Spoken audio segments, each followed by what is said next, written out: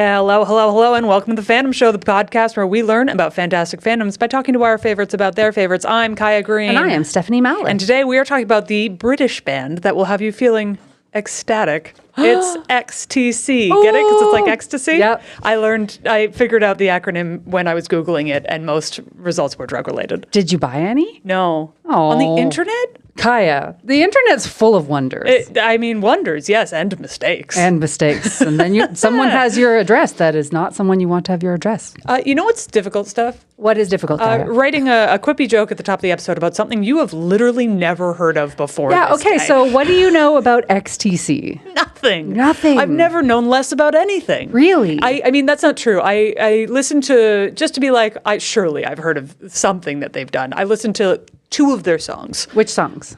I don't remember the names of them right Perfect. now, but I know one of them I was like, okay, I have heard this one. Which one? Plans for Nigel. Making Plans for Nigel. Making Plans for Nigel. That one I was like, Great. I have heard this song, but I didn't know who it was by, and I still frankly don't. Okay, I'm great. excited because I'm about to learn a whole new thing today. What Yeah. do you know about the band XTC? Okay, so I grew up with a parent who is very into music. He's a bass player, and he used to work for like a music publishing company. He loves music, and my dad loves to quiz me on music. This was a big part of growing up. As a song would come on the radio, he'd be like, "Who's the artist?" And I'd be like, "Dad, I don't know. I don't want to play this." And he's like, "You know who this is? Who is this?" And I'd be like, "Dad, I just want to listen to Alanis Morissette." So it sounds like you were the problem. You did know who it was. Yeah, so You were just holding out. No, he forced me against my will to learn who a bunch of artists are. Yeah. There were a couple of these songs from XTC that I did know. So Making Plans for Nigel and Dear God. Dear God, I think is a fascinating song. That's the other one I listened to. It's so strange. I love it because it's a little creepy, and I love a little bit of a creepy in my music. Yes. But It's haunting. It's haunting. But beyond that, I don't actually know much about the band themselves. I learned a little bit researching for the podcast, but I'm not going to say that stuff because we have someone who knows way more about XTC than either of us. Who is it? Okay. Well, you just left a weird pause. I was going to try to... Usually you set me up for... Did I not set you up there? Oh, You know who does know a lot about XTC? Who is it? It's our guest, actor, father, comedian, and father. He put father twice. I did that on purpose. Oh, to see if I would read his bio. It made me laugh. Yeah. Actor, father, comedian, And father. I liked it. Miguel Rivas. He has a little web series it's called Hot Globe. You can find it on the internet anywhere you look for it. Use Google. It's actually a great web series. Very good. You should Check it out. Miguel, welcome Hello. to the podcast. Sorry in advance for Why? doing this. I feel like I inflicted myself upon you here with this XTC fandom. Absolutely Literally not. the I purpose of our emailed you existence. to be like, this is going to happen. Doesn't have to be now. It can be later. I'm Yeah. ready forever. Yeah. But this will happen. I love this. And these are always my favorite when someone's like, please let me talk about this. We're like, An yes. hour is not enough. An hour's not enough. Truly. All right. So let's pretend someone listening to this or maybe hosting this has never heard of XTC. How would you explain who XTC is? I heard them recently described, and this is a huge turnoff right away, but it made me laugh really hard. They are a borderline not successful prog ska band. That made me laugh really hard because I've never heard of prog ska. I don't think it exists No. in general. But Not- if it does, it kind of accurately describes what they're about. Yeah. They're a band from England, obviously. They're from a sort of like workmanship kind of town that everyone makes fun of in England, which is kind of a huge part of their identity, Right. called Swindon. Okay. And so they are the icons of Swindon. There's like murals in Swindon, statues, like people are obsessed with them.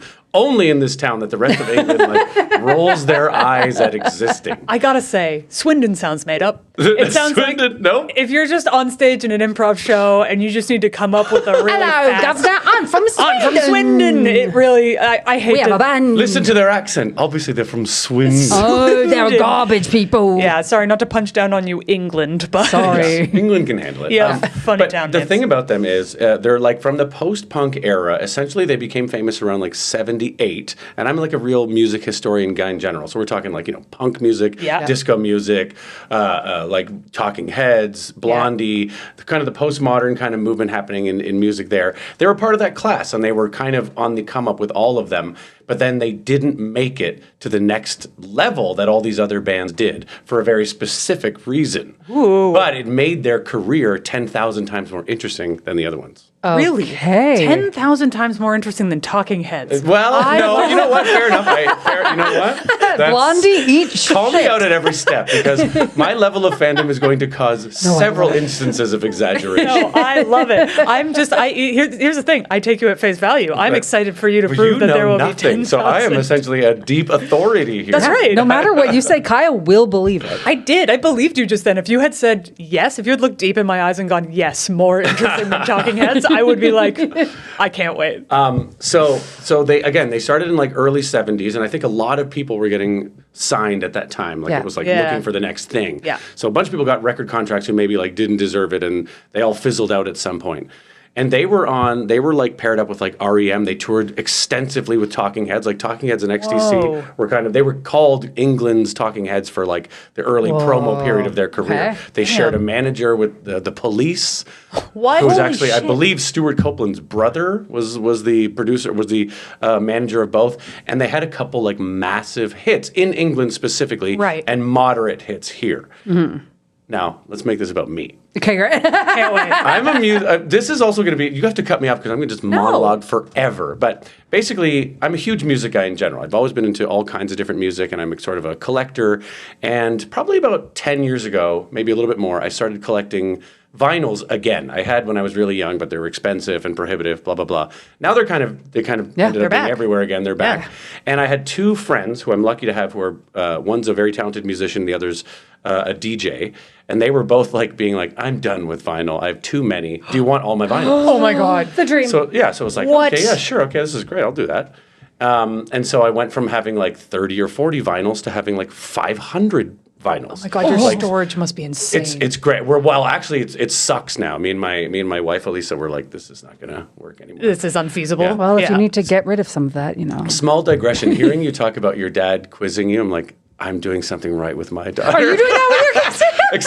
except in your example that you played out, you cried through it. So that I second guessed. I mean, it depends on the approach. Yeah, you cried through it, but now you know the lyrics to every song. And That you is do true. really Honestly, well my on daughter Jeopardy. would blow your mind. She's 9 years old and she has no connection with her peers because she knows music from only yesterday. She knows too much about the past when it comes to music. I kid you not. If you asked her right now, who's your favorite band? She'll go, XTC.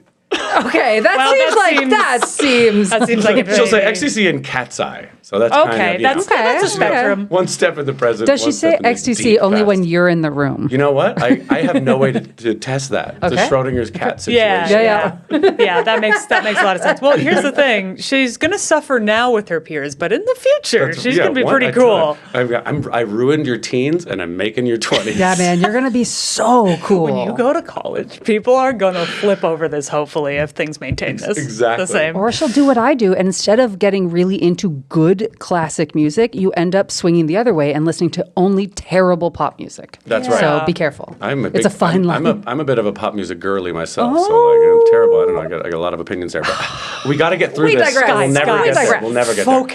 there. So I get all these vinyls, right? And one of them is what I would now classify as my favorite album ever, Skylarking by XTC. Okay. Great. And I similarly barely knew XTC. I knew Making Plans for Nigel from the radio because in America that's kind of their only like legitimate hit. It's still on most like alternative rock and like Q107 in Toronto kind of radio stations. Yeah. It goes into regular rotation. Everyone goes, oh yeah, this one song. Yeah, Probably this thinking of one-hit the- wonder. Yeah, exactly.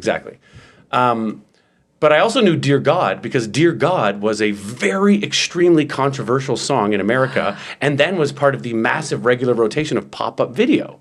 That's probably why I know Dear God so well. And it had a very iconic video where a bunch of people. It's a very like atheist song that sort of bluntly criticizes religion in a very specific way that America does not like. Yeah. And the music video is a bunch of like believers in a tree being yelled at by the lead singer who's playing a priest. And it's like a little bit kind of shocking and scary. And it was an interesting pop-up video. So that's what I remembered. I miss pop-up video. Me Yeah. too. I love that show. too. Why It don't we was- have it? I guess I bet you it exists. I don't have any proof of this, but I bet if you look it up, it's still going on YouTube somehow. Yeah, you could just make a YouTube of that. Just research a bunch of facts and bring it back. Now you just pull up a Wikipedia that you do yourself while you watch the video on a separate screen. But look, not everyone wants to do the research. So some people like me want other people to just feed it to them in shiny little bubbles. That's exactly right. That's true. We could all make no money doing this. Yeah. Why aren't we doing this? You know what? We could make even less money than we're making now. Oh, don't make promises. They said we couldn't do it. They said it couldn't be done.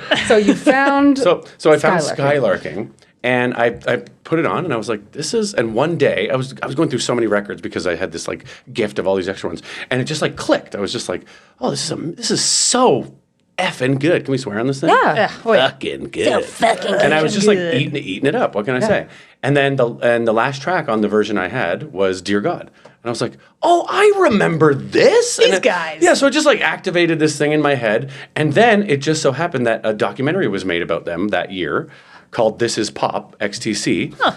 And I was, I was like, sure, what the hell, why not? Yeah. Put it on, and it just like moved me a little bit because of the specific story about this band. Okay. Which I guess I'll tell now because this is kind of the crux of everything about XTC. Yes. Yeah. Okay. There's a mystery here. If I'm going too deep, you guys I'm so embarrassed about everything. You're very shallow. No, You're still skimming the surface. So they're like, I said this prog ska joke before. They're very like punky sort of arty, art rock, left turny kind of angular. They're like we're weirdos. Yeah, weirdos. Close to punk, not quite punk. Closest really to like Talking Heads. Yeah, sort of vibe. It kind of reminded, like it sounded more 90s than it was when I was listening to it. Sure. I was like, this sounds like it is proto 90s. Yeah, exactly. Yeah. That's the vibe of like their whole early era of their first 4 albums, and they were the absolute tightest live band. There's so many.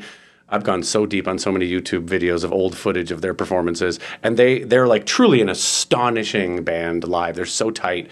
It's the kind of music, the reason I call it proggy is because you can't really like jam, like we're playing in D. It's like you have to all be rehearsed because it takes so many like left and right turns at bizarre places, and that's kind of the appeal. Yeah. So it's like that, right? They're huge. They're blowing up. They have this one album called Drums and Wires, and it has Making Plans for Nigel. Yep. An America hit. I think it made the top like 20, not a number one song, but like pretty fucking good. Yeah.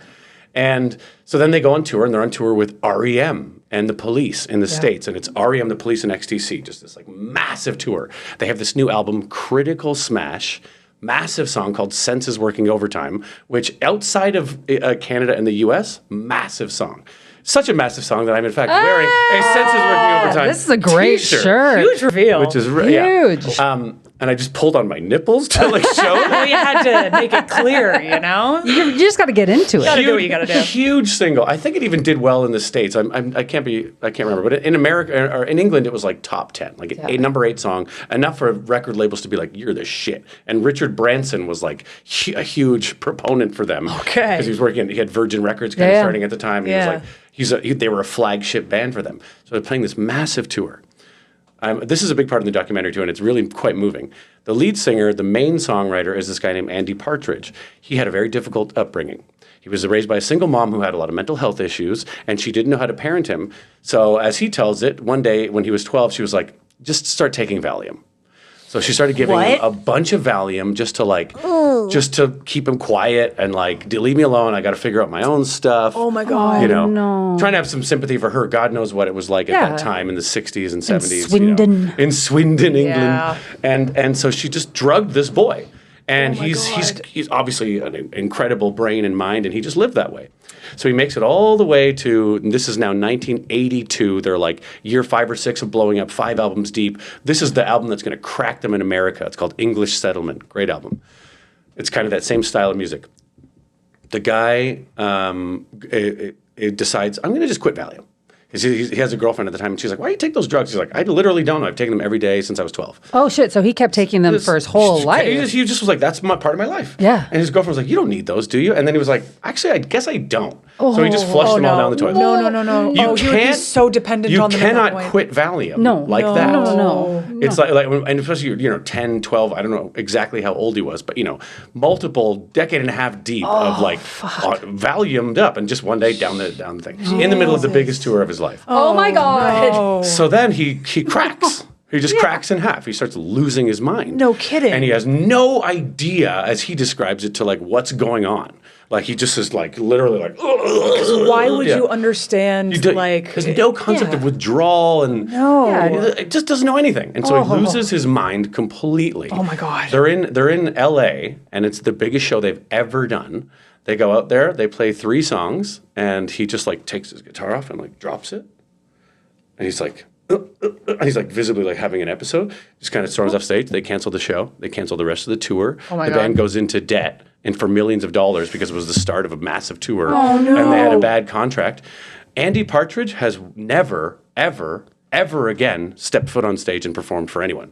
Well, my God. I don't blame him. Yeah, that's horrifying. That was it. He was like, I will never perform live again, ever again. So what I read it as is he had stage fright. And that's not what that is. Yeah, that's what they say in like Wikipedia. Right? It's like due to stage fright, XTC quit playing live. It's like no. He had like an episode. Oh my God. And he was traumatized. I assume he eventually figured out what it was.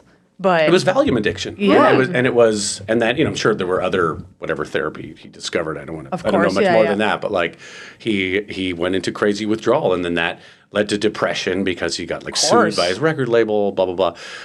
But the band still had 3 albums left on their deal. So what they did is they went Beatles style, where they just were like, well, we're just going to do studio albums. Yeah. We're going to do studio albums and put those out. And so they went from a tight, super fun punk band that everybody was so fun to see live to, and this is, Skylarking is the best example, a Beatles level, like, Sgt. Pepper's Lonely Hearts Club Band. Like, what can we do in here? Yeah. Right. And they expanded everything they did in an enormous way where it sounds like a different band. It's a totally different era. And when you start listening to that stuff, you're like, oh my God, this guy is a elite level songwriter. He had so much music and songs in him. And they kind of like, they never kind of cracked bigger than that because you still do, but at that time specifically, you really had to like tour and like, boots on the ground, being in people's faces to get into. Or like music videos, and they just went back to England and they just did studio albums, and they kind of all flopped until Skylarking was a huge success. Because everything was flopping. Skylarking was their last chance. And there's so much you can talk about with Skylarking, but I'll skip over that just to say, accidentally, as a B-side, they put out Dear God, which they didn't want to do because they were scared about how it would be received.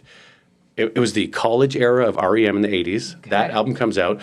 It was actually for a single called Grass, and the flip side was Dear God, this super critical, almost like high school level written, like, God is not what you guys say it is. Yeah, it's almost like Joan Osborne. Like, what if God was one of us? Yeah. Just a slob like one of us. And he will talk about it now, being like, I'm embarrassed by that song in a weird way. Yeah, it makes sense. But it's a really catchy song otherwise. And they started, the radio, college radio at the time was very like, DJ can decide whatever they want. People just started playing it. Smash hit, saves their career. They go on to make another, I think, 7 albums all the way up to the year 2000. Yeah.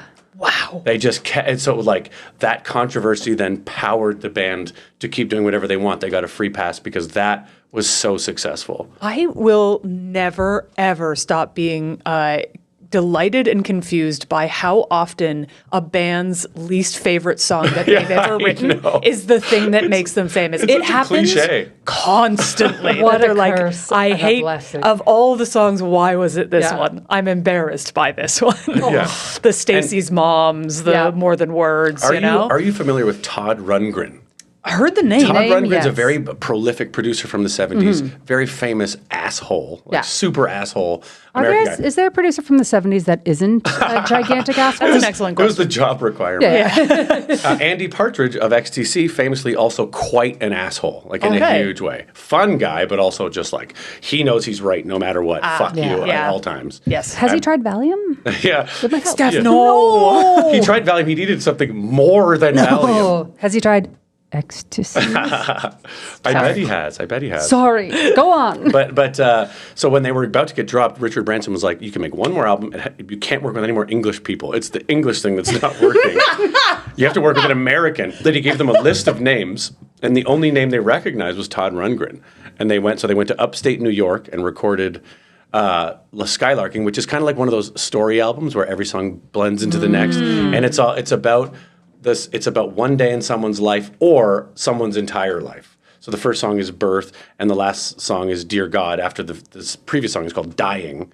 And then the last song is Dear God, where you like confront God or whatever. So it's like high concept album. And they made it with Todd Rundgren, and they just despised each other the whole time. To such a degree where like Todd Rundgren was on Mark Maron's podcast like 8 years ago.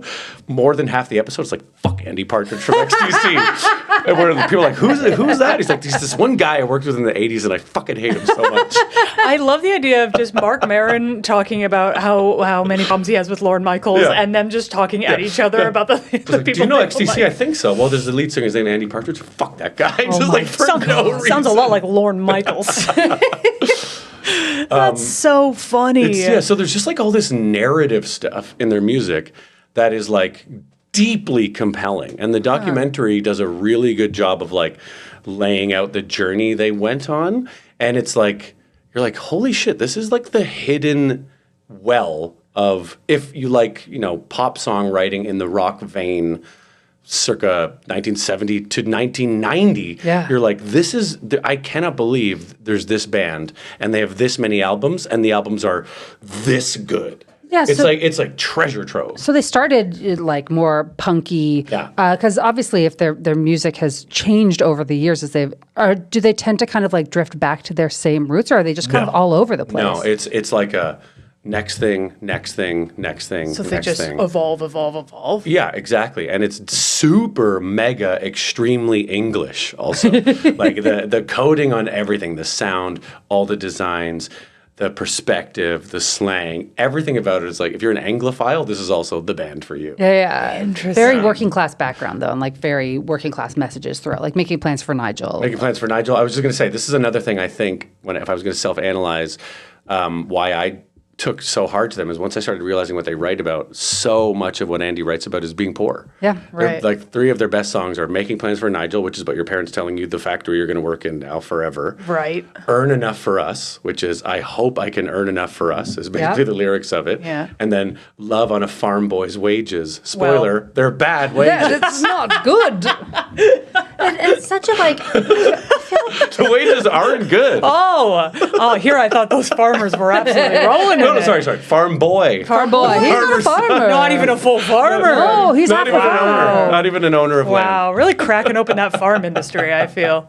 I feel like that's something that a lot of bands out of the UK are specifically great at discussing, is just like coming from working class, coming from poor backgrounds that I don't feel like I see as much in North American music. I mean, it makes sense because like Britain has a class system that is so deeply embedded in their lives that like their accents, their like where they're born, what town they're from, Swindon can like deeply impact their mobility, not even just like their identity. You're not allowed into certain rooms if you're from Swindon or exactly, whatever. And they can hear it in your voice. I've heard it described. I'm not English. I've never even been to England, which is a huge gap in my life that I need to Go close. to England. But Get out of here right I've now. heard it described by other people more informed than me that like the way people in the United States of America think and specifically feel about racism, that's how English people feel about class. The like split is so intense, and it's really in this music in a huge way that's fascinating. Yeah, it like permeates generations. That's right, worth of people. Yeah, you can be like, I'm not going to partake in that, but you can't help it if that's where you're raised and where you live. Yeah, whereas I think American music is very like class agnostic of like anyone can become anything. You know? The lie of like, everyone, you just have to work hard and you'll get there. Like England doesn't even pretend to have that. It's like, no. No, you can't. You drive a bus. You start garbage, you stay garbage. I went to a private school and therefore I'm going to be the prime minister. That's just how it's going to work. It's a given. It's a given. Eton College. Look how he combs his hair. Oh, vagabond. Swindon. Yeah. Okay. Sorry. I was just going to say, so who were some of, you talked about Talking Heads as contemporaries, who were some of their influences? Like, where did they get their... I mean, the big thing you just can't avoid is the Beatles. Like, they were like, I think every band will tell you that it was like growing up, if you're growing up in the 60s, specifically in England, you'll be like, the Beatles, this is everything. Yeah. And then Andy's like, Paul McCartney has a famous quote about one of their songs called Season Cycle, where he goes, I wish I wrote that one. Because everyone's always like, this sounds like a Paul song. Like, so closely, this sounds like a Paul song. And so, they were trying to subvert that all the time. But then they started messing around with those bands, and they went to and from New York a lot, where they met Talking Heads and Blondie and played CBGBs. And so they were like really in that like contemporary punk community, I think. Yeah. Is there any higher compliment than I wish I had written that? Yeah. I truly From think that's Paul the highest McCartney? compliment. Paul That's McCartney. insane. McCartney? I said it's so Canadian. How McCartney? It's okay. This is a Canadian podcast. We're right. allowed. We can swear. We can have our accents. We can That's do right. anything. Oh, it's we can free make fun in of here. the You're free. British. You can make fun of the British all you want on That's this right. We podcast. love That's that here. internationally true. Yeah. Everyone can Look. make fun of the British. Yes, Yes. because it's not punching down. They deserve They've that. been fine. They are And fine. they'll be fine. Yes. They are our parents. It's okay. They're Yeah, mom that's and- what it is. It's They are making both fun of mom and mom and dad. They're mom and dad, and we just have to, yell at them about how they don't understand us. So they've been around so long. Are there any people that you know of that are like deeply influenced by XTC? Okay. This is part 2. Okay, great. Yeah, let's go. This is part 2. Fucking A. So Of 8? once, Yeah, how many chapters? you tell me. I can go up to 14. I can go up to part Great. 14. Excellent. We'll see if we That's can get that's there. a little bit XTC without, and that might have even felt like going into the weeds. I didn't even look at the weeds. when I was talking Okay, about it. okay. Yeah, we're on the path. Let's take it here to Toronto, Canada, right now. Let's go. So I started getting into this band in a huge way, and I almost make it a joke among my friends of being like, "I'm doing this," and I had my DJ friend who gave me the records. He gave me the XTC record. He's like, "Oh yeah, I went through a massive XTC phase. It's great. You're gonna love it." What year was this? That I got the records. Yeah. 2014. Okay. 2015 maybe. Great. And just on a personal level, what was so fun about this is I'm 40 right now.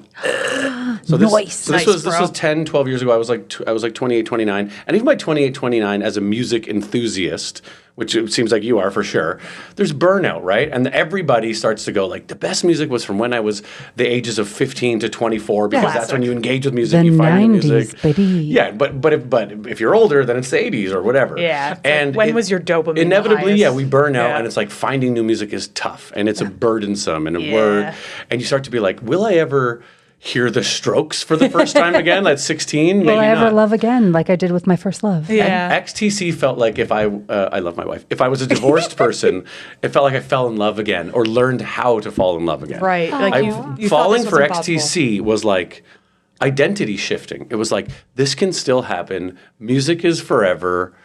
No matter how much time you work at it, there's always more waiting for you, even from certain genres that feel like you've explored everything. There's more for you forever if you maintain that curiosity and interest. I love that just as a sentiment outside of any context. Just like no matter what, if you think you're done, there's so much more out there for you. You just need to look for Couldn't it. possibly get to the end of the line. There's No, so much. It's impossible. And this was like, this really was so naturally, organically exciting and like truly all encompassing that it was like inspired me in other parts of my life. This fascination. This is why I'm talking about where it's like I'm not even being funny because this means a lot to me. No, Yeah. that's, like I'm getting a little like I'm emotional embarrassed. in my cheek a bit. Just like the idea that something that you discover, just like when you say all encompassing, like how did it inspire other things and other discoveries? It made me enthusiastic about music again. It kind of coincided coincidentally with the beginning of me starting to do a lot of radio. Okay. 'Cause I do cool. radio DJing on CBC now. And spoiler, I have spent a full hour plus breaking down every song in detail on Skylarking. Oh my on, gosh. On a thing called Deep Dive on CBC. That's amazing. Okay. Drive, yeah, where you get to choose albums to play in full and talk about them. And I was like, well, I know what I'm doing for my oh first my one. God. That's And incredible. I approached it like like a thesis. Of course you did. You're like, Just this is about my that album. moment. That's why when you're like, how many hours can you talk? You're like, I can do 2 hours on just Skylarking. That's incredible. But anyways, back to Toronto here. So I Yeah. get into it. Once you start digging that way, I have a lot of music nerd friends. You start asking around. A very specific type of person is like, XTC fucking rules. And it's always A, musicians, and B, hyper nerds. It's for nerds. It's Yeah. geeky.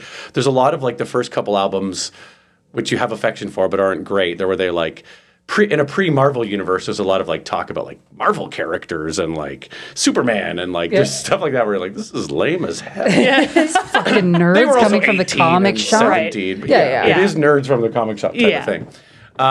And so there's that type of person who starts to get into it. And then once I started working in radio, producers were like coming up to me, random people who worked at CBC, and they're like, hey, are you Miguel? You're doing the thing now, right? I'm like, yeah. They're like, I heard you like XTC. And so people started giving me like 45s, being like, I collect these, here we go. So it's big in the record collector community.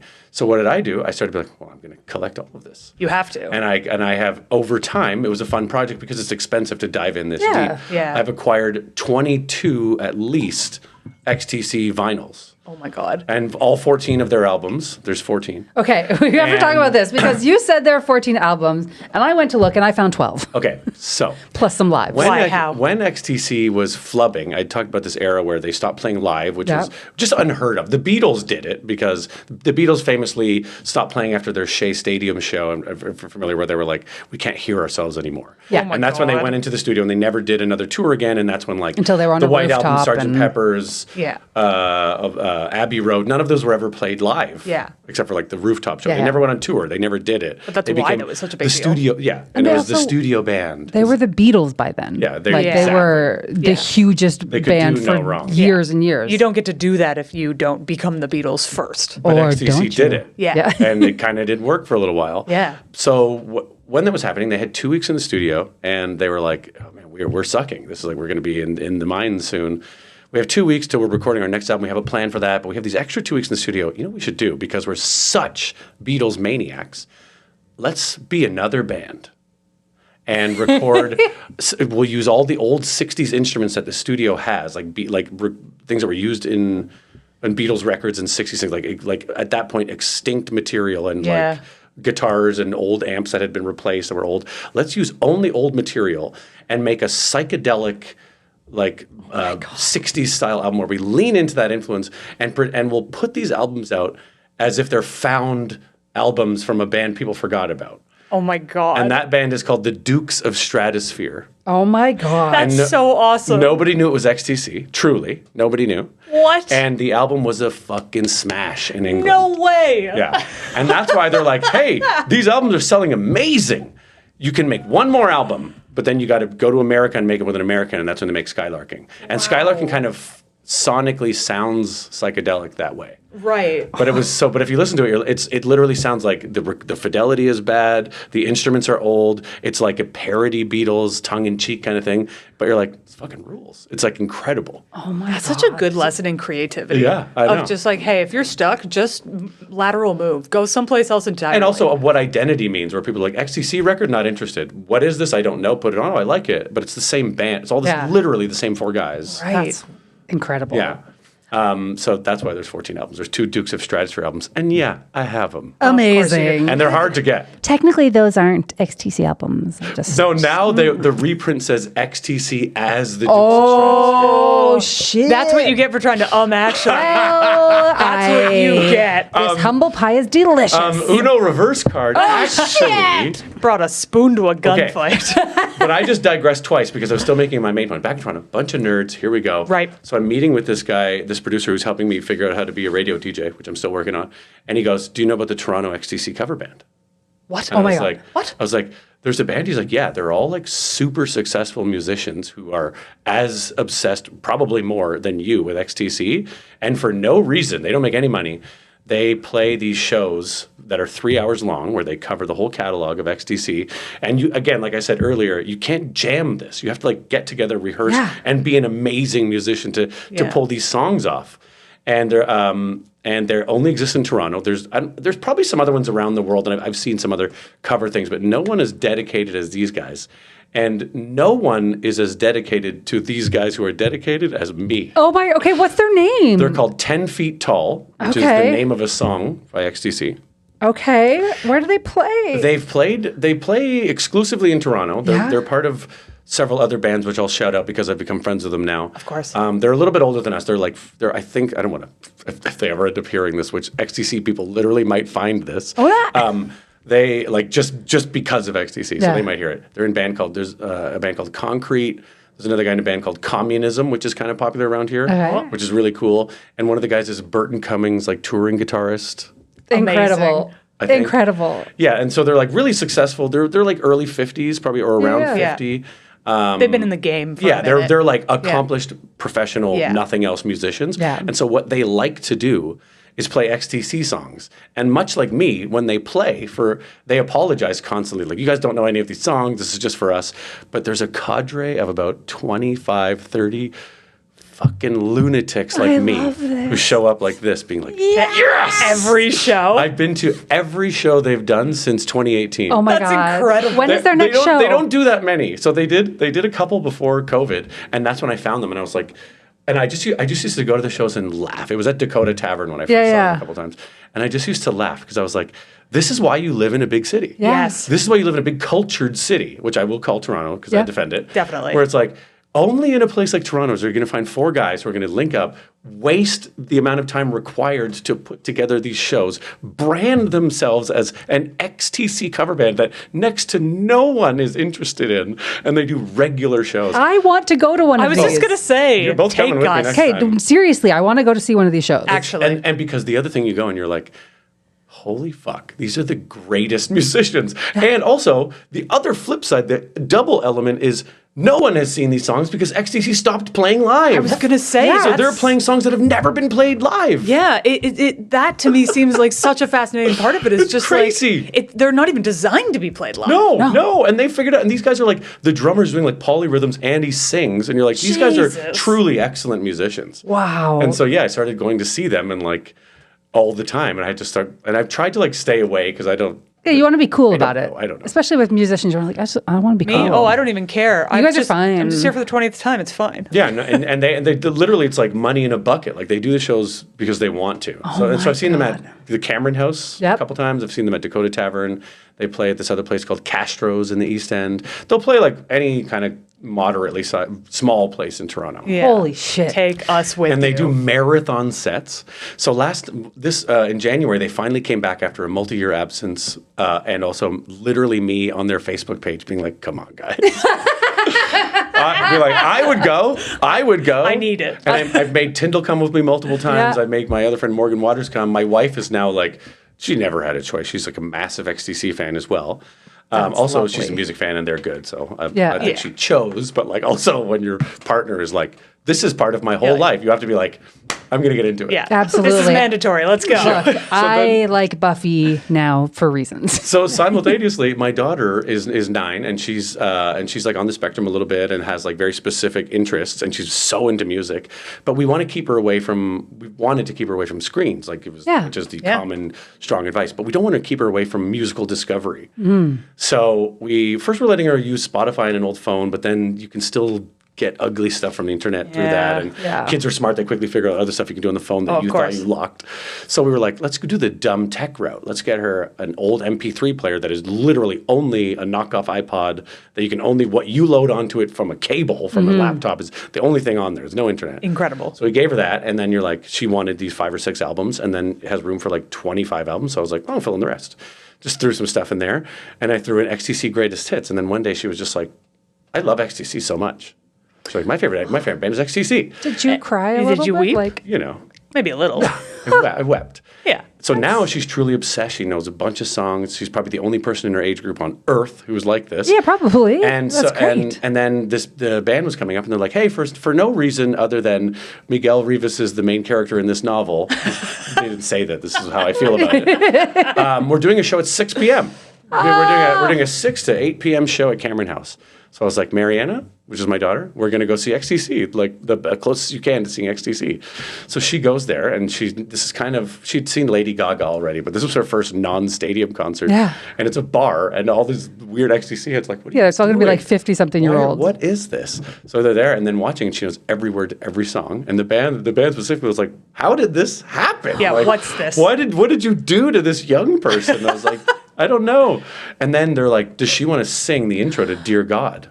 Oh my God, Oh my 'cause God, it's a 'cause little it's a kid. kid. Because it starts with a little kid recording. Oh my God. I was like, oh. So she didn't do it that night because, again, you can't. Yeah. Because she could have, literally. She's. But you has don't the want to ability. spring that on Yeah, someone. she just couldn't be done that way. So now we're waiting for their next show, and we're going to rehearse with them, and I think she's going to like just do. It's like one little 4 bars, 20 seconds. But That's so awesome. If you don't invite us to this, I will never speak to you again. I will never forgive you. When I tell you XTC is woven into my life in a real way, That's incredible. zero exaggeration. Yeah. That's so lovely. And like it's so personal at that point because like you found this thing, it aligned with your own personal growth, and now you have essentially a personalized private like it's not just for you, but it's for you and 19 other guys. Yeah. Like Hey girls. I'm gonna call out someone. Jennifer Whalen, famous Baroness von Sketch. Yes. Also a massive XTC Hey. fan. Goes to every show. What up, Incredible. Jennifer Whalen? incredible. Small achievable goals. That's right. Small achievable goals. Yeah, why did I talk about Baroness? Small achievable goals. It seems like when people are in on this band, they're all in or they're not. Yeah, it calls for that. It's got that like. That's why I thought it would fit coming here to talk about the show because it's not. Most people, it's not just like a band you like. It's like becomes an identity thing, and I feel like I've skipped over this in a huge way, which is like the songs are incredible. Yeah, what's your favorite song? Yes. My Or like favorite, give 3. Yeah. I mean, your top 3. Oh man, that's like a literally impossible question. Pick your favorite I'd child. better to give you their best songs. Okay. Okay, so Best by what categorization? okay, No answer. Making Plans for Nigel. Here, you know what? I'll give you these songs, and Okay. I'll give you this little history of why they matter. Okay. Good. Yes. And this is nerd shit. We're going deep here. Okay, This great. is deep You guys shit. ready? Making Plans for Nigel. Everybody likes it. It's a cool song. It's Yeah. got these. The reason everybody likes it is it's catchy and it's got a good subject matter. But the real reason I think it's stuck is because it has these wild drums, boom, boom, boom, boom, ka, boom, boom, boom, boom, boom, boom, just like toweringly large, sort of non-punk rhythm, like bass-heavy drums. Yeah. And I'm not a musician, but how I've had it explained to me is it's something called gated reverb, and it was Yep. invented for this song. Wait, really? Gated reverb was invented by a guy named Steve Lillywhite, who was the producer on Making Plans for Nigel. And he was like, let's essentially like untune some of the faces of some of the drums. Musicians can make fun of me if I'm getting this wrong, but it creates this gated reverb sound, and it was huge. That song starts playing on the radio. Peter Gabriel is like, this sounds incredible. Are you I was gonna kidding say me? this sounds very like that's Peter Gabriel, all So over he goes, it. So he calls up, he's like, who's this Steve Lillywhite guy? Get him into the studio. Every song you know by Peter Gabriel that has the drums that you're thinking of, including Peter Gabriel's and Phil Collins as well, In the Air Tonight, is Steve Lillywhite. And it's recorded very soon after he did his stuff with XTC. That's so that wild. drum sound is like the definition of a certain sound of the entire 80s. Wow. Holy So that's why shit. that song is That's super like fascinating. that's a genre. He like invented a genre. Totally, I think so. Or at least a key component. You can't really of skip one. over that song. Yeah, damn, that's crazy. Yeah. Since it's the other big hit, I would say Senses Working Overtime is an incredible song because its verses are recorded so piss poor that it's borderline unlistenable. Where you're like, what? Like you can't hear it. You're like, what the fuck is Your this? senses are working overtime. Your senses are working overtime. If you will. And then the chorus kicks in, and it's as straightforward pop song, big chorus as you have heard on any hit from the 80s. Yeah. The type of thing where you hear and you're like, how is this not a number one song? It's that good of a chorus. Right. The hook is there. Yeah, and like, and in spite of it being a piss poor recording, it was a big smash. And it's what Todd Rundgren heard, where he was like, oh, I would love to work with those guys. That song's amazing, recorded like shit. I know what to do. And Skylarking is such an evolution in the quality of recording. Fascinating. People underestimate what a good producer can Oh do. my God. This album should be like, Skylarking should be like XTC and Todd Rundgren. Right. Yeah. Yeah. The other one I'll bring up for fun is not even my favorite necessarily, but is there was an era in the 60s where people would put out music and then other artists contemporary would be like, I'll put out my recording. And you record other people's music immediately. Covers So were like many people. 6 months later. The song's just out and you're putting out a cover right now. Whereas now its covers are like, remember this from 10 years ago or whatever? Yeah, it was that's very true. contemporary. So contemporarily in the 90s, XTC put out a song in 1992. And same year, a Canadian band put it out. And it was a massive hit for them.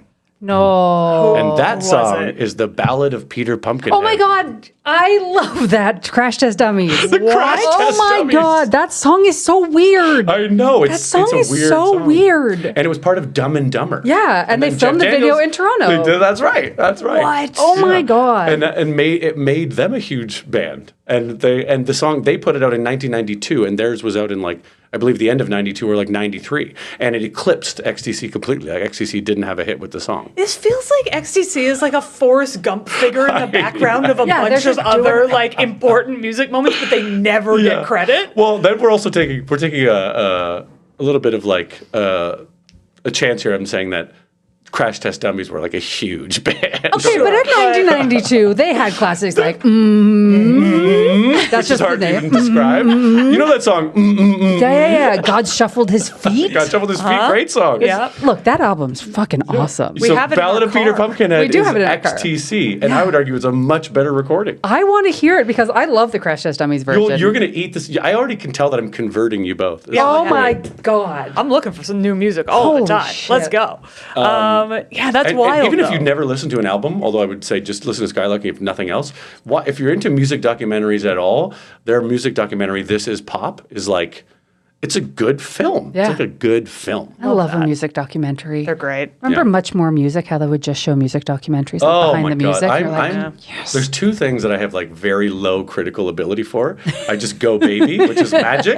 Do magic in front of me. Yay! Like Same. I don't think. And that's how you should do I it. love only the term feel- "go baby" because I go baby for a lot of things. You've just caused a problem for Kaya's life. Yeah, that just became a word in our household. Oh, for sure. I love it. do not go baby for magic. I go baby for magic. Someone makes a coin disappear in front of me. I absolutely don't want to know how. That's how I feel. Don't tell me, don't show me behind the curtain. I want to believe in the big head as the wizard. See, I think Me this too. is the film nerd in me. And when I see an illusion, I'm like, it's a riddle, and I will figure it out. No, it's magic. And that's what's fun to me. It makes it more fun to me. The gods in the sky have made this happen in front of me. I can't explain it. But I think that's the pure and good version of magic. It's just like, it's magic. Okay. There's no explaining. But So magic. Second go baby is music documentaries. No criticism. Biopics, I don't want anything to do with them. No. They make me laugh because they're so predictably ridiculous They're and bad. stupid. Yeah. Once, what was the Walk the Line?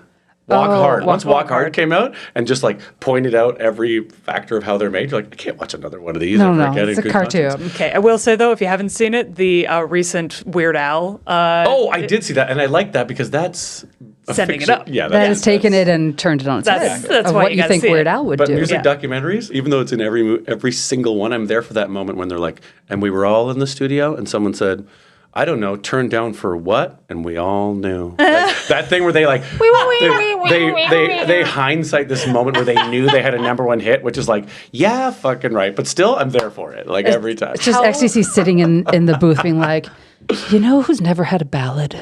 God. Peter Pumpkinhead. he deserves And one. the other band member was like, and who is that? They was like, I don't know. Doesn't Make matter. it up. Made him up, right? Press play. How much did you lose it for that moment in Get Back, where he's playing the? Figuring out the song? Yeah. Oh my God. Are you kidding He was me? like, "This is the best moment." I felt guilty watching that. Like, this is like watching someone go to the bathroom. This is not for me. This is a private privilege. I shouldn't be here. Yeah. This is his diary. Thank their you, moment. sir. Yeah. I I don't. gave you too much. I already. No, I just it's don't know great. how to Spewed. even I go back spewed. in. Like, what is my other angle? Well, in? what I want to know is, it really seems like there is a pattern of a lot of influence. Are there other bands that you can think of that were influenced by them? Like, I think like of something like the Pixies, where if you look at For sure. them and then you look at Nirvana and everything that came after, you're like, oh, the Pixies was the blueprint for I that. think a lot of the bands that came around in like 2001 kind of thing, like the Strokes, the White Stripes, Yeah. they speak with reverence about XTC for sure. that makes sense. And I think there's a little bit of like a, if you know, you know, we like to keep it a secret kind of vibe about them too. Yeah. It's like people don't want them to blow up. They're the musician's musician. But I think like Franz Ferdinand talks a lot about them and the Strokes. There's another really cool band called Sparks, which are kind of contemporaries. And I feel like people who like Sparks like XTC and tend to like cross over Right. a lot. So Yeah. that's kind of like inside language for a certain like musician. 100%. Totally. But the interesting thing about XTC that it seems insane to compare anyone to the Beatles, but the reason people compare them to the Beatles is like their first 4 albums are like wild punk. The next are these weird studio kind of psychedelic things. And then the last set are more like mature kind of folk songs. And it doesn't sound like the same band. Yeah. So when I say influenced by them, it's like you have to literally go Beatles mode and go like, which era? Yeah. Right. You Which know? album? Yeah. Which Because they're like, I would say their later era was big influence for like bands like the Gin Blossoms and like that sort of like 90, like the Ballad of Peter Pumpkinhead. There's another great song from that era called The Mayor of Simpleton that sounds in that arena where you're like, oh, wow, this is like, it does not sound like the same people who made Making Plans for Nigel. Wow. So they just had a huge range. They just had a huge range and they never stopped growing and searching and exploring because they were like real artist musicians. I feel like they weren't trying to make commodified, it sounds so earnest and cheesy, but they weren't trying to be like, here it is. Except they're in the documentary, they do talk about specifically trying to write a hit. And it was Census Working Overtime, where he sat down and be like, frig, we need a hit. And so the chorus is made up of just counting to 5. Oh my God. He was like, what's the simplest fucking thing I can do? Count to 5. That's what I'll do. Yeah. Amazing. Which is it a 4/4 song? Senses? Yes. Which I love. But it has they do so many inventive musical things. And that song has a half key change at the end. That's like hard. It's like, what? What's going on here? Half key change is It beautifully goes up half. weird. Yeah, it's weird. Are they still alive? Are all the members still alive? This is a fascinating thing. They're all still alive. Oh, good for them. And they Good for them. Like they all just hate Andy so much.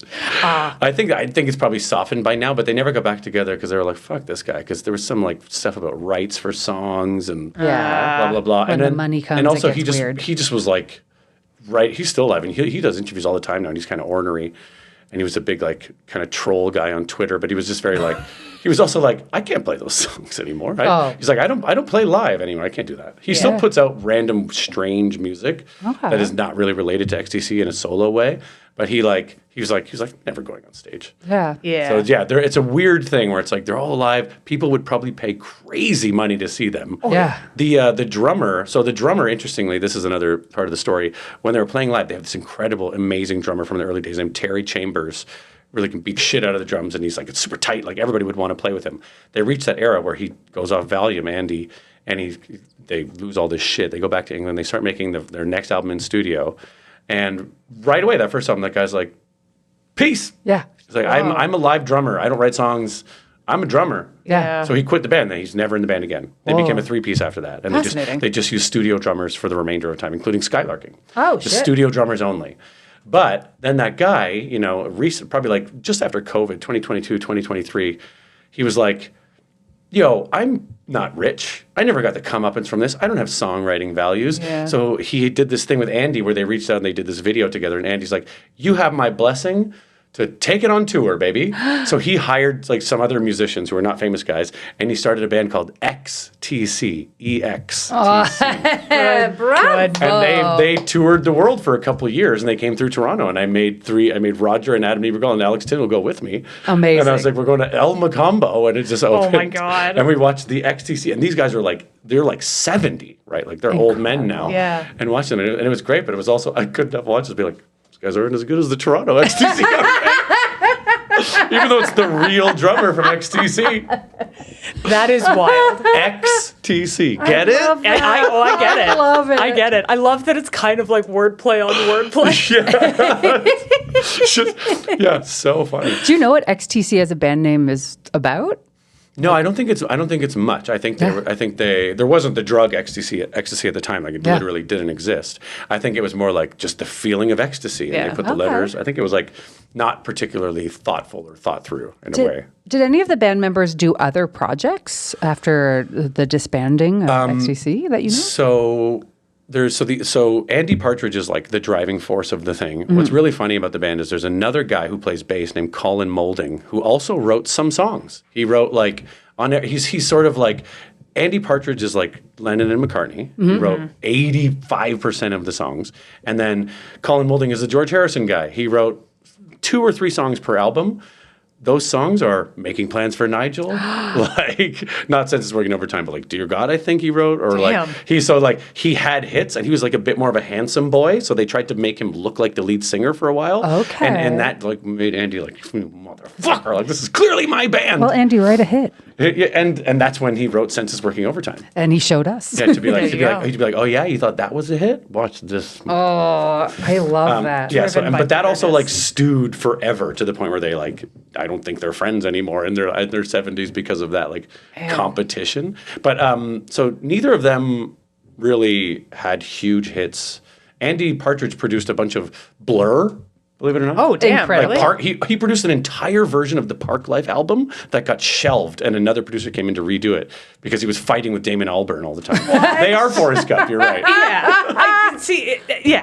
Come on. They just seem to be in the background of everything. Crazy stuff. But the other guy, Dave Gregory, was just like the guitarist, and he's such a crazy good guitarist that I can't think of any songs off the top of my head, but like if you look in liner notes for the rest of the time, you're like, oh, this guy just played for everybody, just as like a studio guy. Right. Which it seems like that's the life? The life. If you're a musician, like, does it really, I think I saw this as a tweet somewhere. Sorry to whoever actually said this, but is there a better life than being like the bassist of Coldplay? You don't need to deal with any it's crazy. Well, he has to tour, so that's already And annoying. they tour a You're lot. right. You're right. They tour a lot. Studio musicians are like, yeah, we recorded that thing. Like, have fun. I'm going to the beach. That's true. You're absolutely right. But just like, being close enough that you get to play good stuff, but you can also go home and go to the supermarket. Here's a digression because I'm if you're grasping this, I'm a wild music nerd in a huge way. I love it. Okay. I was not aware of Toto's Game. You guys know Toto? Toto, Africa. yeah. Africa, They right? bless That's the all we know. rains. One hit wonder, right? Yeah. Africa. The song kind of sucks if you ask me. Okay, wow. You go back to their album and listen to it. You're like, holy shit, these guys are. Once I started getting into learning how music is played better, I was like, oh my god, these guys are the greatest musicians ever. Like they're all studio musicians. They're like elite level musicians. Yeah. They are the musicians. They are the band of Thriller by Michael Jackson. What? If you listen to Thriller, any music you hear is played by Toto. Oh my. So you're like, so then they became wildly famous studio musicians after the 80s. And it's like, yeah, they're doing it. That's how you do it. And they get like mechanical rights from Thriller forever. Holy shit. That's the move. That's the dream, you know? Come on. That's so good. Show up with your portable coffee mug in the morning, play your songs, Just Play your rock bass. out, Play your go bass. home. go home, walk your dog. The other guys have to tour like all of Eastern Europe, down through Tokyo, back to Australia, and you're just like, not me, man. Yeah. I'm recording another album with another superstar the next day. Having So fun making cool. money. That's sick. Damn. We're going to move on to our mini game in a second, but I just want to ask this question, and I'm curious what your answer will be because it sounds like there's a lot of things. There's too many things. What's the nerdiest thing you've done in relation to this fandom? Oh man, I mean, I feel like I already spoiled that by saying poisoning my daughter's music taste. And recording a multi-part radio show. I would say the nerdiest thing I've done, I already referenced, but just to double down on it, the nerdiest thing I've done.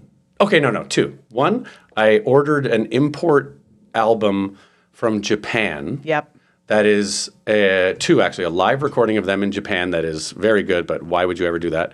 And then another thing that Andy put out as a solo artist where he took old XTC songs and like put them through early synthesizers as just like ethereal music, and it's not God. very good. And I spent hundreds of dollars to get these two vinyls to me from Not Japan. very good. It's so funny.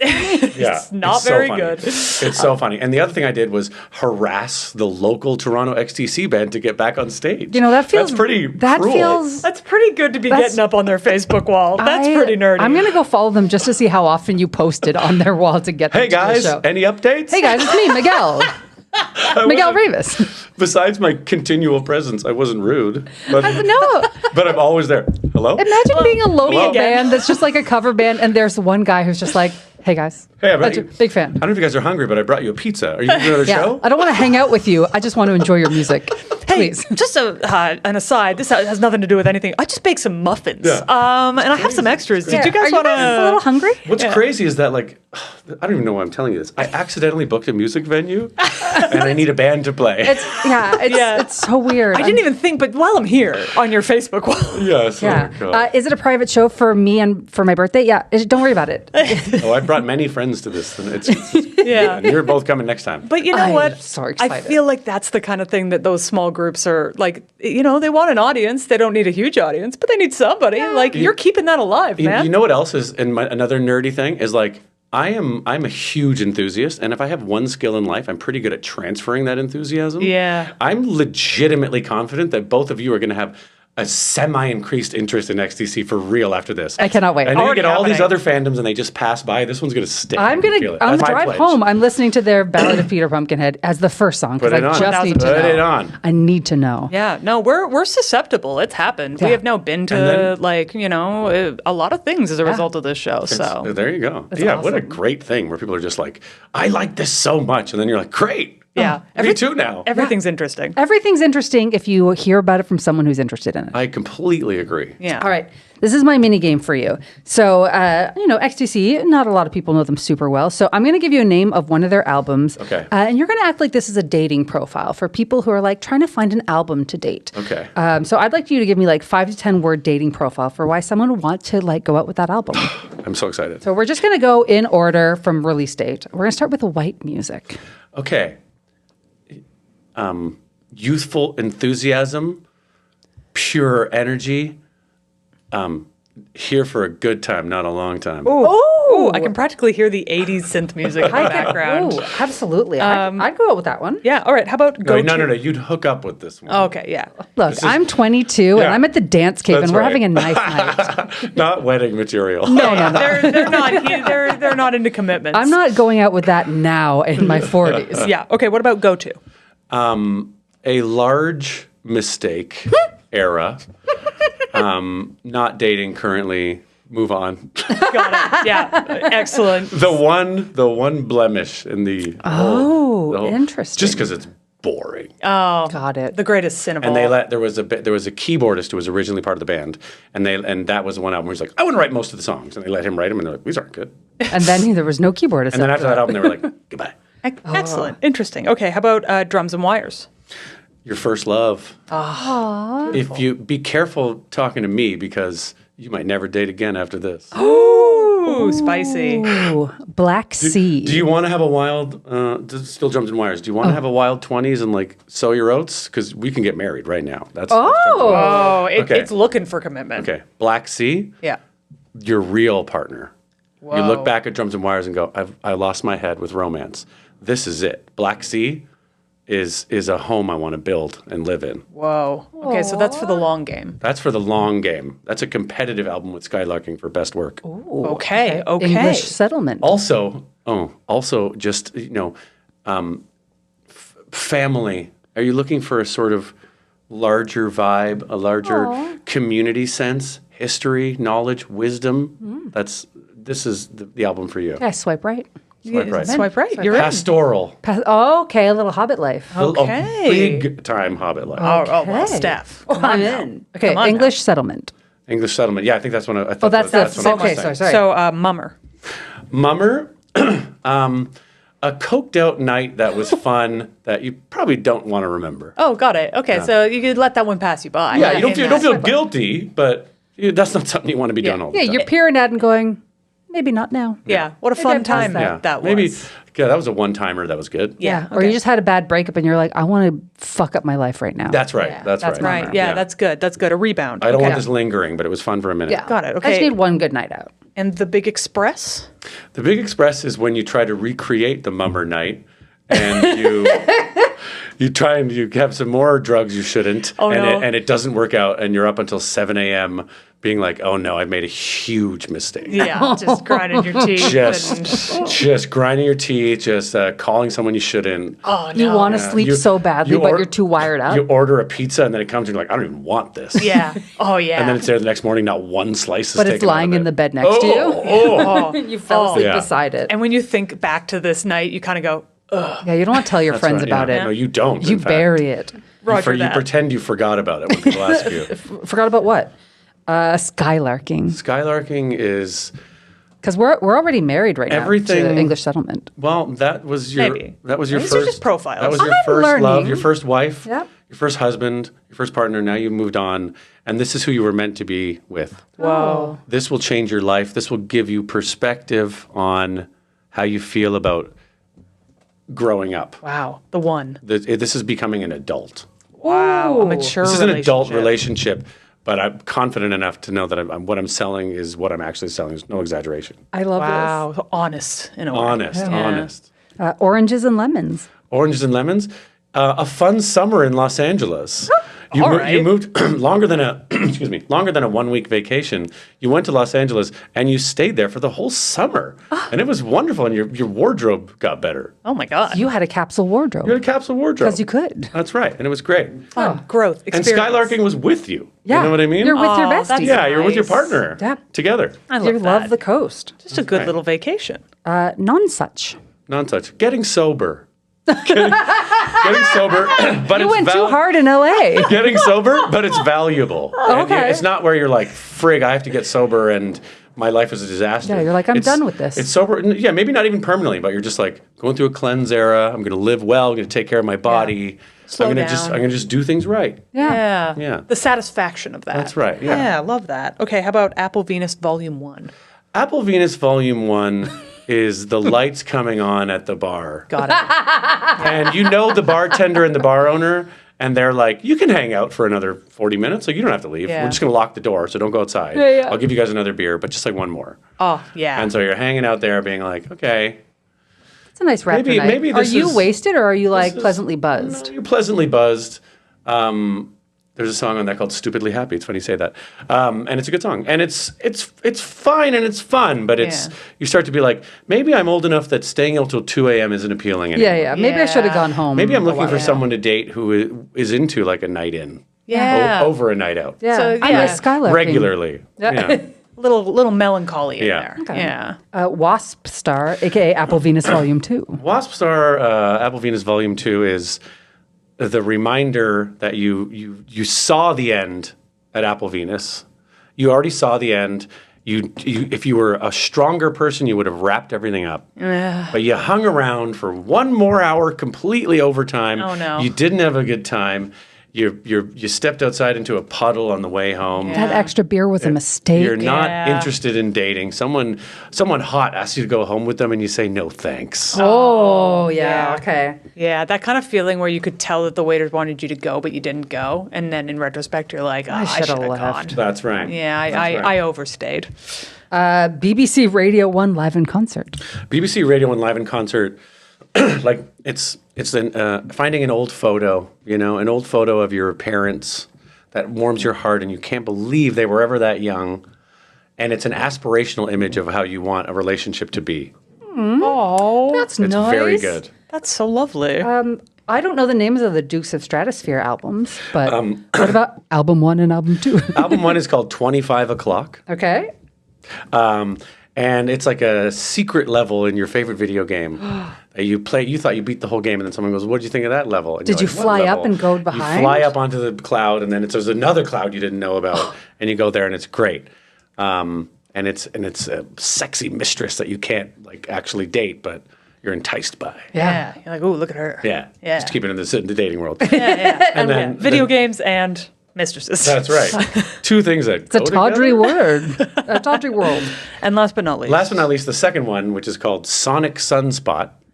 Two S's both times for some. No, PS. Sonic Sunspot. Oh, okay. They're being Sonic- psychedelic. Yeah. Sunspot.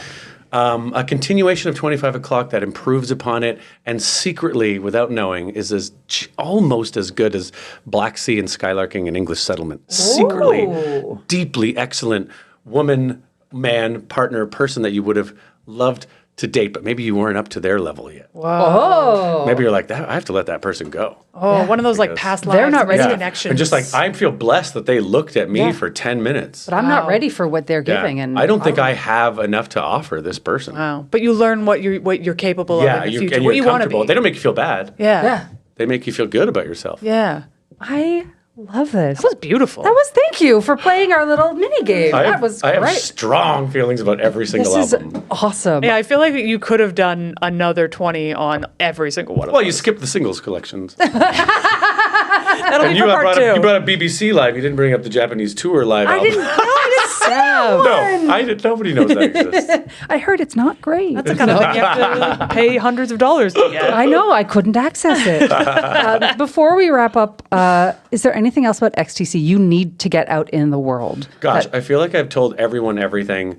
I feel like I've overloaded information. But all I'll do is, excuse me, one more time. All I'll do is make a strong case to say, if you want to be inspired by music and you feel like you've lost the ability, and you want a deep, rewarding catalog, XTC is your band. I love this. It's not just one or two albums to be like, cool. You can really dig in here and go, holy crap, this is a parallel Fleetwood Mac, Beatles, whatever band, like legacy band. You're like, this is a legacy band that operated in the shadows, but will reward you as much as those bands. That does feel like an Easter egg of like It feels like an music. Easter egg of music. Like, hey, yeah, what if there was a Stones or a Beatles you would never heard Yeah, of? what if there was the Beatles you never knew about? That's them. That's me. crazy. Yeah. Astounding. What a sell. What a great sell. Big sell. Everybody go listen. And if you do, comment so we can tell the world how well this went. This is, I'm so stoked right now. I'm going to listen to all of this in the car ride home. Oh, yeah. And yet, for some people, they won't like it at all. And honestly, I want to hear about that too. Yeah. Me too. I would love to have someone listen to all of this and be like, I'm so fucking jazzed, and put on a song and be like, no, not for me. They also do have a lot of bad songs because they put out so much I mean, music. that's part of the course. If you're gonna like, the Beatles have bad songs. Beatles have too. tons of bad songs. Tons of And them. even if you don't like it, doesn't mean it's not great music. It just I might not be for you. completely agree. It's very personal music. Yeah, exactly. Well, at the end of every episode, we like to share our micro fandoms of the week, which we're going to do in just a minute. But before we do, come connect with us. You can come over to our Patreon page, patreon.com/The Fandom Show, where you can get episodes early. You can submit questions.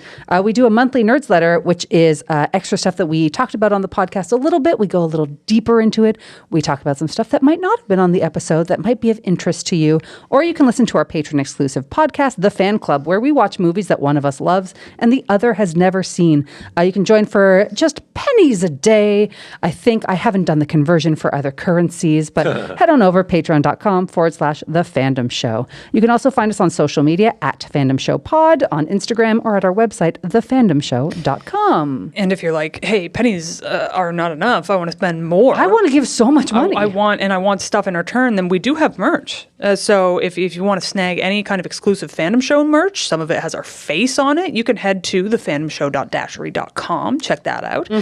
Also, please tell people about us. Tell all your nerdiest friends about us or your regular friends.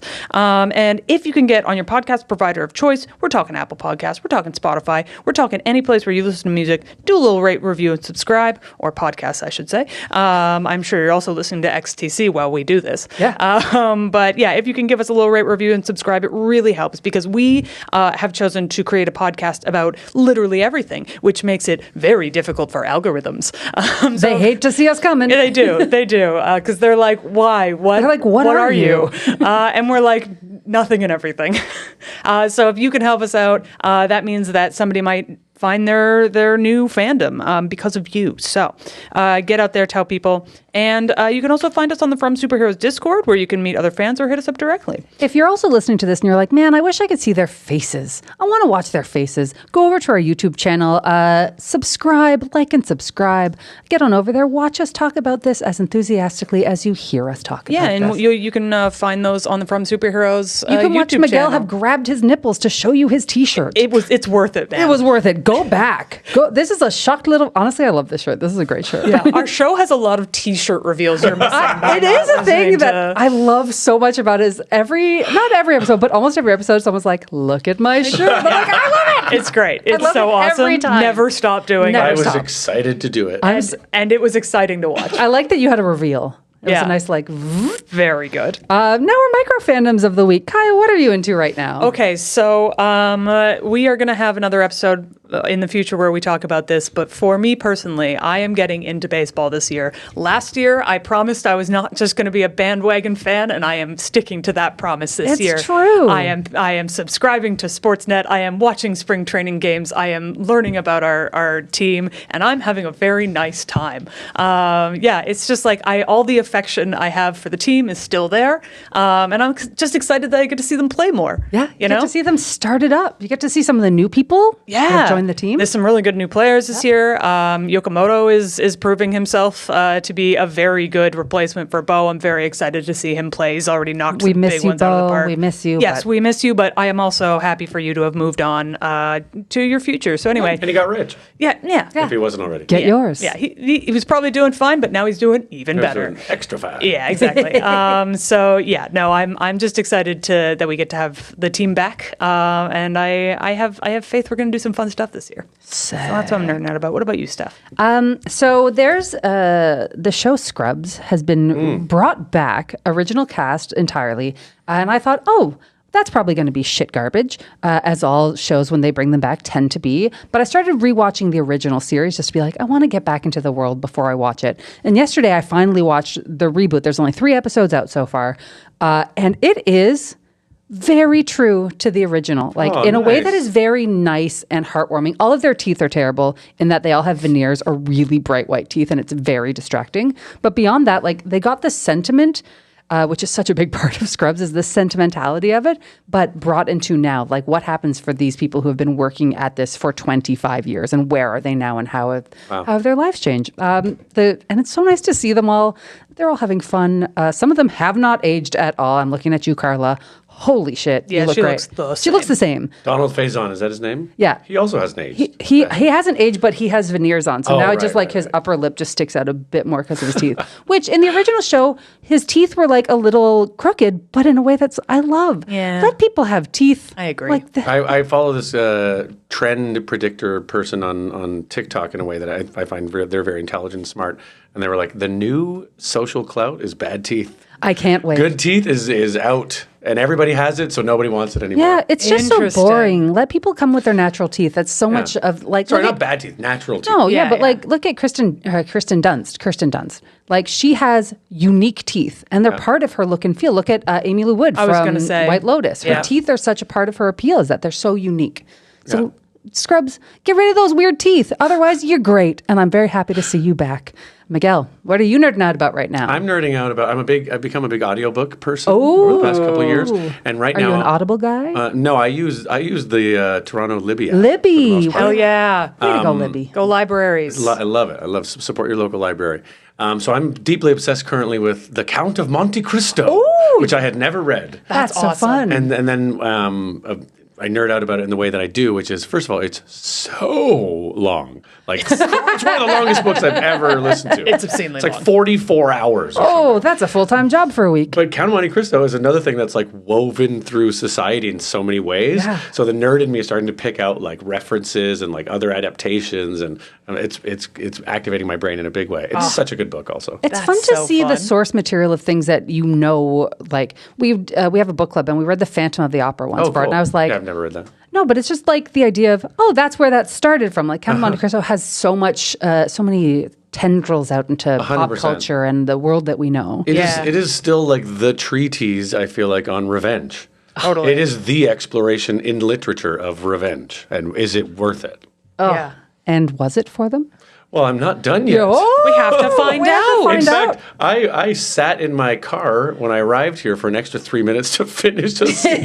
You have to. love You it. can't just jump But it back was in. not near the end. You can. Confused Right near when you the come end. back in. The things I have missed slightly by trying to finish a chapter in a book are endless. Sorry I'm late. Never mind. Don't worry about it. I had a heart attack. It's fine.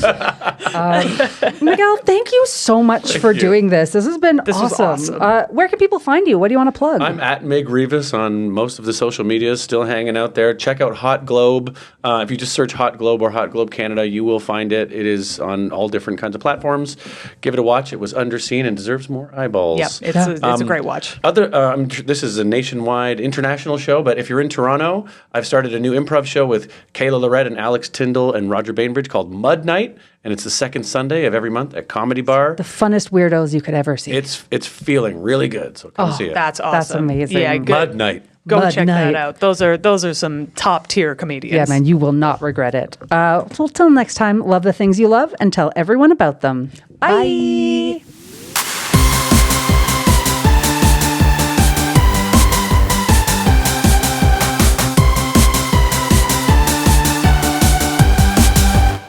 The Phantom Show. The Fandom Show is produced by Andrew Ivimey as part of the From Superheroes Network. For more great podcasts like this, as well as webcomics, articles, and so much more, visit FromSuperheroes.com.